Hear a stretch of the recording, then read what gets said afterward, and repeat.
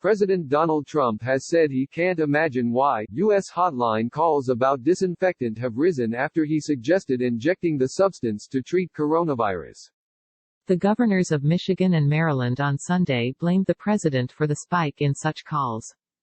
Following heavy criticism from medical professionals, Mr. Trump said his remarks were made sarcastically. Disinfectants are hazardous substances and can be poisonous if ingested.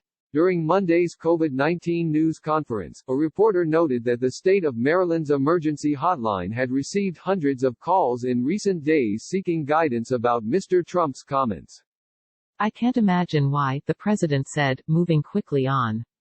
I can't imagine that. When asked whether he took responsibility at all for the increase in calls, Mr. Trump replied, "No, I don't."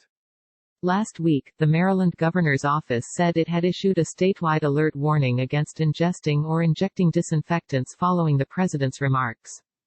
Mr. Trump made the disinfectant remarks on Thursday, after an official presented the results of U.S. government research that showed COVID-19 could be killed in minutes by bleach. I see the disinfectant where it knocks it out in a minute.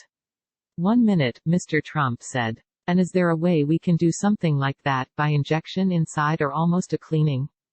On Friday afternoon, Mr. Trump told journalists, "I was asking a question sarcastically to reporters like you just to see what would happen." During Monday's Rose Garden press conference, Mr. Trump was also asked whether he would delay the presidential election in November. "I never even thought of changing the date of the election," he said. "Why would I do that?" Former U.S. Vice President Joe Biden, Mr. Trump's presumptive Democratic opponent, said last week he thought Mr. Trump would try to kick back the election somehow.